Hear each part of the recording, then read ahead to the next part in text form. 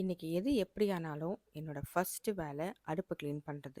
That's something I haven't done for past 2 months. எப்பவும் நார்மலாக clean பண்ணுறது அது போய்கிட்டே இருக்கும். இது வந்து டீப் க்ளீனிங். அதுவும் நம்ம வீட்டில் நான் மட்டும் சமைக்க மாட்டேன். நான், என் ஹஸ்பண்ட், 2 பசங்க எதையாவது கிண்டிக்கிட்டு கிளறிட்டு சிந்திக்கிட்டு இருப்போம்.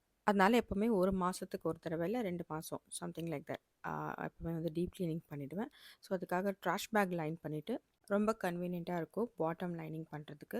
கிரேட்ஸ் எல்லாம் அடுக்கி வச்சுட்டு நான் எப்போவுமே க்ரீஸ் ரிமூவலுக்கு வந்து இந்த ஈசாஃப்ட் பிராண்ட் தான் யூஸ் பண்ணுவேன். எனக்கு நல்லா ஒர்க் ஆகுது பர்சனலி. ஃபுல்லாக ஸ்ப்ரே பண்ணணும். இதை ஸ்ப்ரே பண்ணும்போது முக்கியமான கண்டிஷன், ஃபஸ்ட் டைம் யூஸ் பண்ணால் மாஸ்க் போட்டுக்கோங்க. அப்படி இல்லைன்னா மூச்சை நல்லா இழுத்து பிடிச்சிக்கோங்க.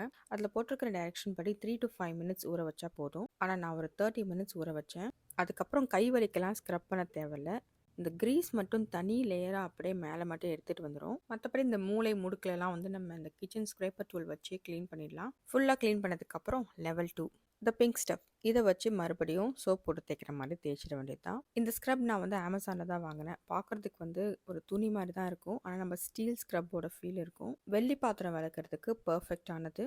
இதுக்கு முன்னாடி வச்சுருந்த கேஸ் ஸ்டவ்வில் போர்ஸ்லின் கோட்டட் கேஸ்ட் அயர்ன் இருந்துச்சு. அதனால அது க்ளீனிங் ரொம்ப ஈஸி. ரஸ்டிக் ஃபீல் வேணும்னு நான் கேட்டேன் பார்த்தீங்களா, எனக்கு நல்லா வேணும். ஹாட் வாட்டரில் நல்லா க்ளீன் பண்ணிவிட்டு டிஷ்வாஷரில் லாங்கஸ்ட் சைக்கிள் போட்டுட்டேன். இங்கே பாருங்கள் எவ்வளோ புதுசு மாதிரி இருக்குன்னு.